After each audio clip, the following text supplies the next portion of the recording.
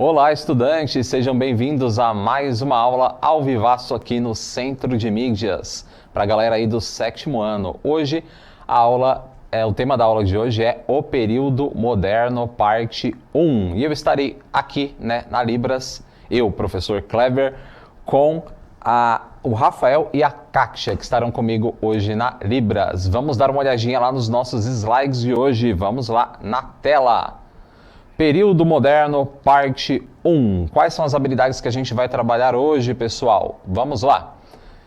Explicar o significado de modernidade e suas lógicas de inclusão e exclusão com base em uma concepção europeia. E a nossa segunda habilidade é identificar e relacionar as vinculações entre as reformas religiosas, protestante e contra-reforma católica e os processos culturais e sociais do período moderno na Europa e na América. Vamos lá então para o nosso primeiro slide. Na aula anterior eu estava falando um pouquinho para vocês sobre a transição do período medieval para o período moderno. Todas as crises que aconteceram no período medieval e que deram origem aí ao período moderno. E lá no nosso último slide, ali, na nossa última caixinha, ali está escrito crise no sistema feudal.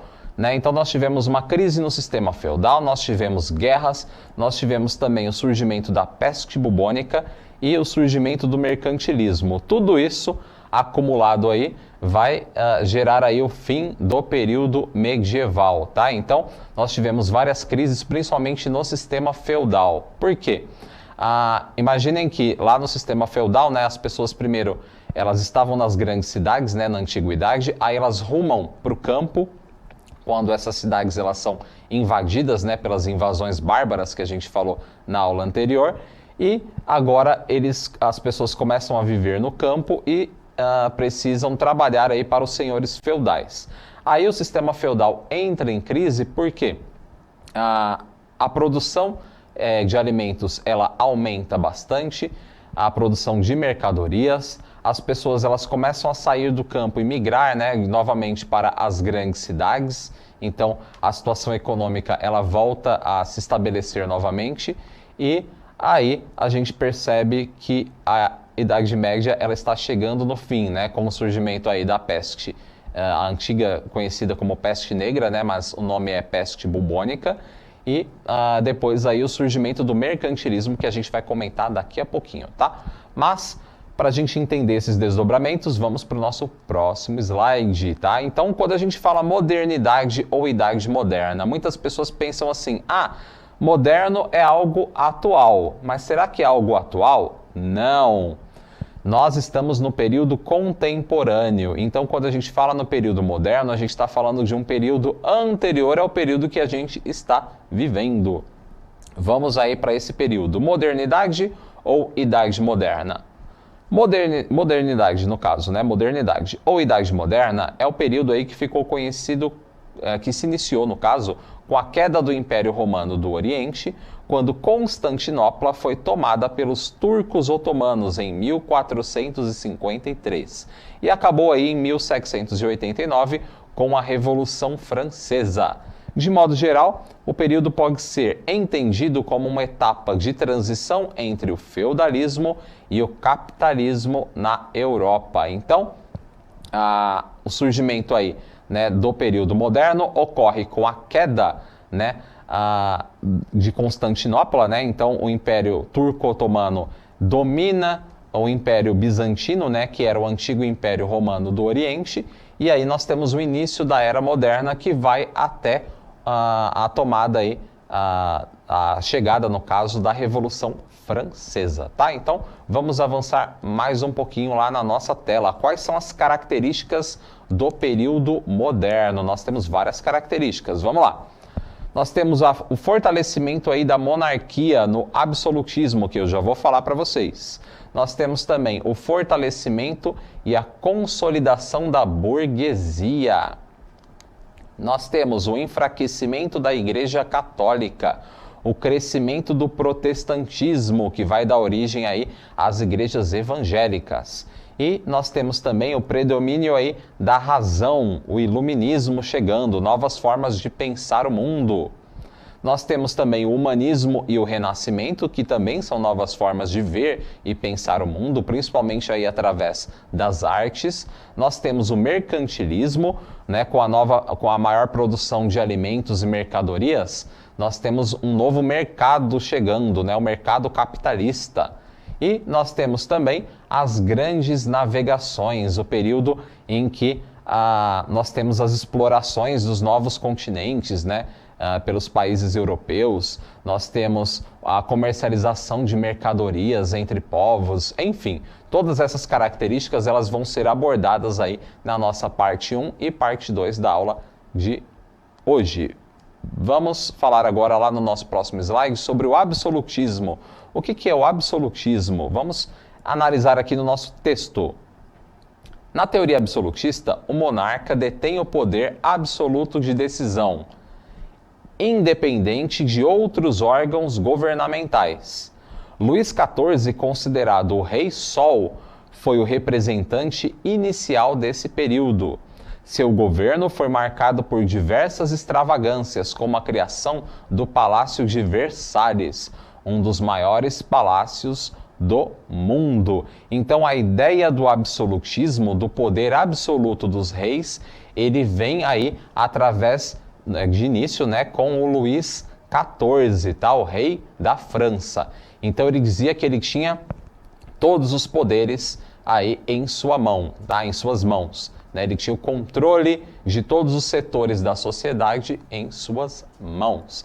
E o governo dele, né, foi marcado aí por várias extravagâncias, como, por exemplo, a construção do Palácio de Versalhes. Vamos dar uma olhada lá na nossa tela. Olha que imagem bonita, essa imagem do Castelo de Versalhes. Esse castelo hoje, né, no caso, ele é um dos pontos turísticos aí mais visitados lá da França. Vamos ver alguns detalhes sobre esse castelo, tá? Nas nossas curiosidades da história. Considerado aí um dos maiores do mundo, o Palácio de Versalhes possui 2.153 janelas, 67 escadas, 352 chaminés, 700 quartos, 1.250 lareiras e 700 hectares de parque. É um dos pontos turísticos mais visitados da França e recebe em média aí 8 milhões de turistas por ano e fica a 3 quarteirões aí da estação ferroviária. Construído pelo rei Luís XIV, né, conhecido como Rei Sol, a partir de 1664, foi por mais de um século modelo de residência na Europa e por muitas vezes foi copiado. Então, nós temos aí essa imagem belíssima aí do Palácio de Versalhes, que tinha aí mais de 2.000 janelas, né, e 700 quartos, né? Para que tantos quartos, né? Isso aqui é chamada aí de extravagância, né? Enfim, vamos avançar um pouquinho. Então, o rei Luís XIV, ele era conhecido como Rei Sol, tá? E ele dizia que ele tinha todos os poderes, né, de todos os setores em suas mãos. Aí tem uma frase bem popular dele, que está ali na nossa tela, que é: o Estado sou eu. Né? Então, Luís XIV vai dizer: o Estado sou eu.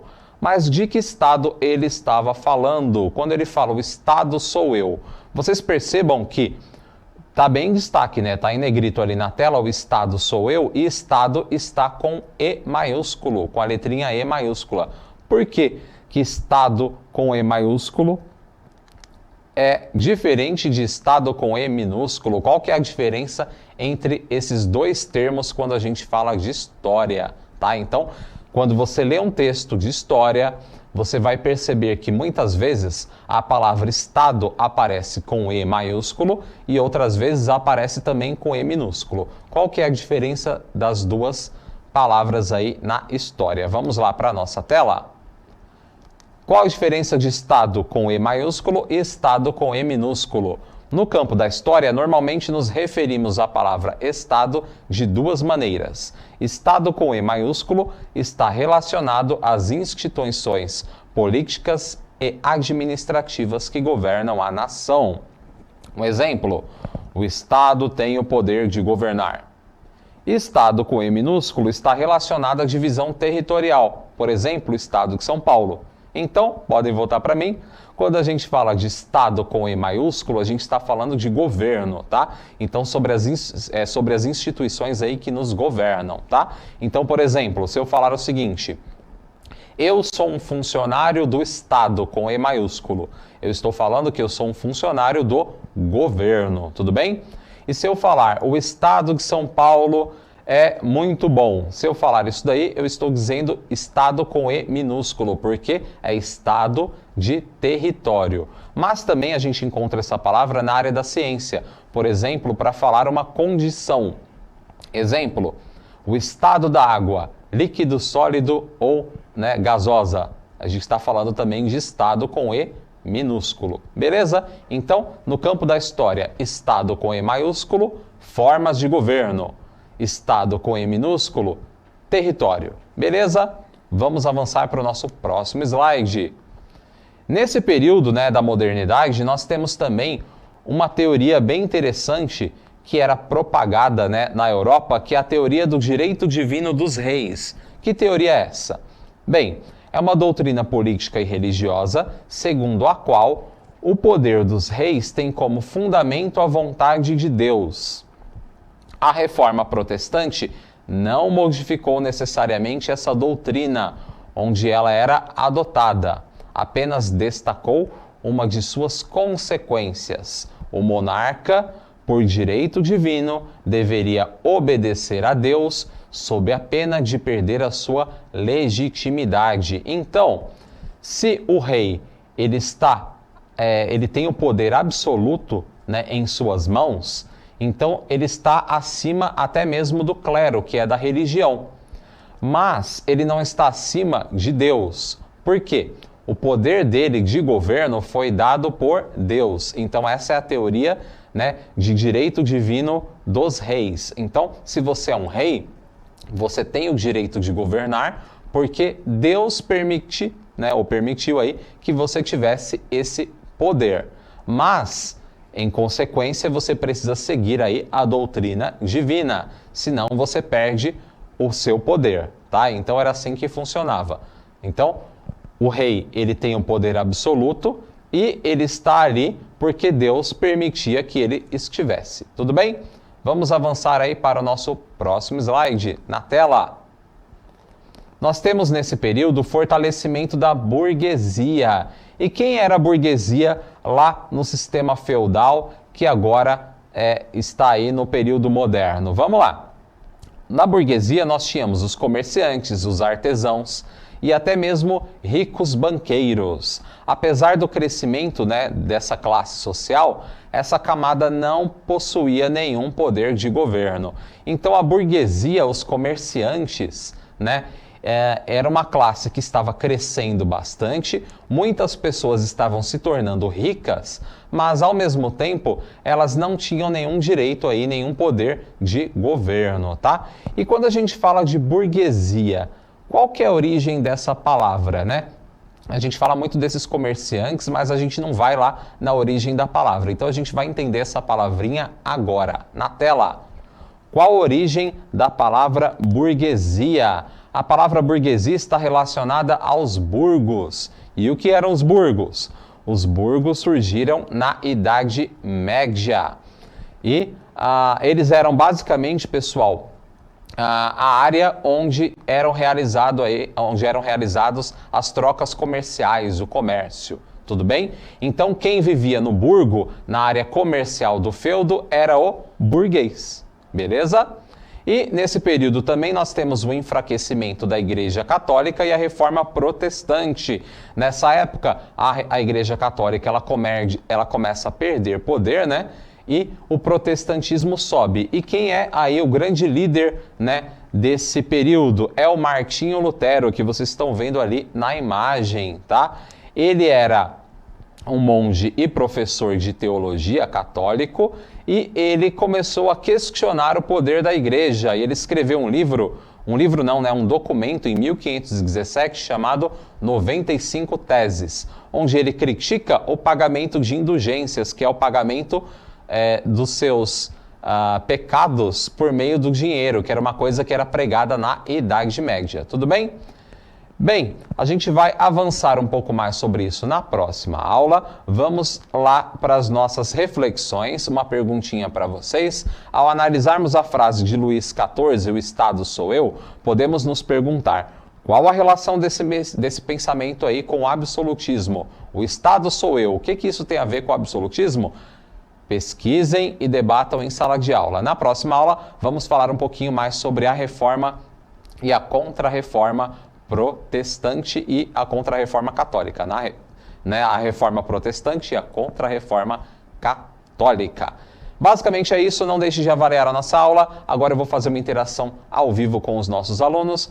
Muito obrigado, pessoal, e até a próxima. Tchau, tchau!